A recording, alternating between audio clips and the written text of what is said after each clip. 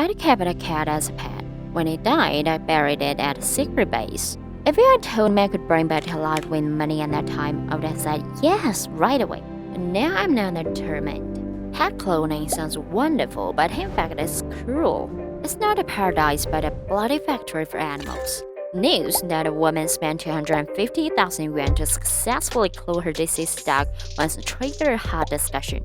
Many people focus on life of the rich, or pet also has a body that will lead the richer.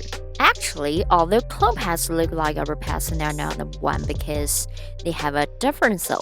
For those owners who are obsessed with their beloved pets, accuse their sorrow at least by someone like you. China's criminal on cloning prize that a crime is committed only if a cloned human embryo is implanted into a human or animal body, or if a cloned animal embryo is implanted into a human body. Cloned animal embryo implantation into animals is not an illegal operation. In a gray area of law, pet cloning has seeped from commerce into people's daily life.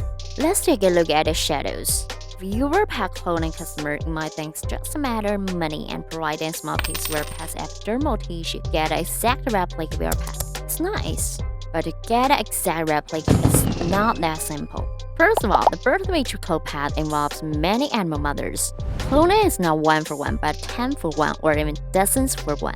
How did this happen? Let's start with clone technology. Do you remember the flowchart of Dolly the sheep in textbook? In addition to Sheep B and Dolly, Sheep A and Sheep C were also involved, with Sheep A providing egg cells and Sheep C the surrogate. For better understanding of the students, only 2 sheep were listed in textbook.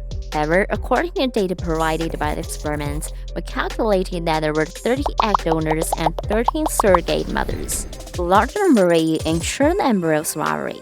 This was cloning technology in 1996, and the current one hasn't advanced too much. 1-for-1 is impossible. The official website of a pet cloning company in China shows that it takes an average of 10 embryos and 3 surrogate mothers to clone a cat or a dog. Excluding retrieved eggs, the number of egg donors is around 10 to 12.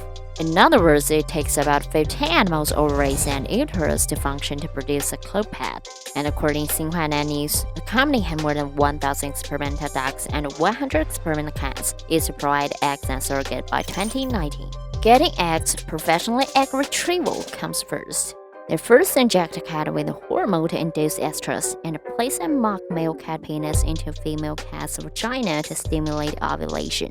Then you open the cat's abdomen and locate the uterine tube, inject the egg retrieve mixture at body temperature at one end, and catch flush out egg cells at the other end.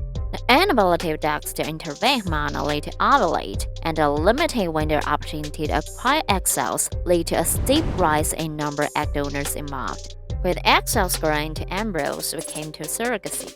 Snoopy, a Korean cloned dog, was born after 1,000 embryos were implanted into 123 surrogate mothers. Do you know how many surgeries Snoopy's mothers in lab underwent from egg retrieval to implantation? Total of 1,123. During the 60 days of pregnancy, the embryos may stop developing and be absorbed by the mother or aborted. Production is another challenge. Big goats with low sensitivity, pain, and high obedience are the best candidates for surrogacy and lap dogs. However, they're small, and if they carry German Shepherd or Tibetan Mastiff, they'll have to be delivered by C-section. Each animal won't suffer this just once. The cloning company says that a mother usually surrogated for twice or 3 times, and the exact number of times depends on the body type and the actual situation. The Q&A on lab animals adoption from this company perfectly answers my question. Their stated open adoption ages are 1.5 to 4 years old for surrogate dogs and 2 to 5 years old for surrogate cats. If we count 2 months of pregnancy and 4 months of recovery, a mother can be a surrogate twice a year. A female mother is likely to experience many implantations, abortions, and productions over 5 years, more than twice or 3 times. And according to their adoption information, these mothers are kept in confinement for many years with little contact with strangers and have never been walked. Even if they were adopted, it would take a long time for them to adapt their new roles as pets. An adoption interview released by the company reads, a surrogate beagle has been anxious and scared when she first arrived at her adoptive home due to a lack of socialization and human contact, and that she relieved herself anywhere and kept barking.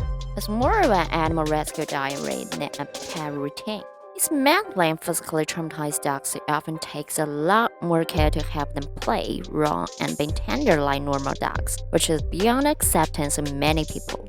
Many adopted surrogate animals are abandoned and animal strains. That's really cruel, and as a former pet owner, it makes me ruthless.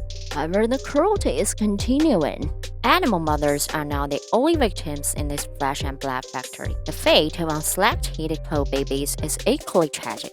As mentioned, in order to ensure survival rate embryos and to get more healthy and viable clone babies, yearly several surrogate mothers are conceived at once, so that many cloned animals will be born. And this is to meet the needs of client selection, but only one lucky winner will be taken. Cloned ones share more than 99.9% chance of the original, but unfortunately, the appearance of an animal is not entirely determined by genes. Cats, for instance, have a random distribution of X chromosome activation in different parts of the foot cells. The cloned babies will lose similarity in appearance, and the additional ones will now enter a new business process. Top priority is to persuade customers to buy. If the customer refuses to buy, they'll cover adoption or breed in their breeding base. In short, if the customer buys, they get extra money.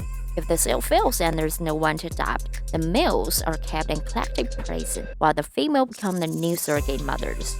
From the moment Dolly was born, the frontier of cloning expanded and blurred till it was wrapped up in commerce and touched our daily lives. We have no right to ban cloning, nor to call for compensation for the little creatures in name morality.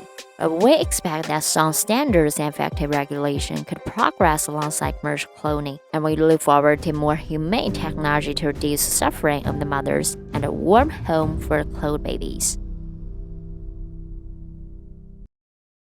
Thank you for watching. Please hit the like and subscribe button if you enjoy it.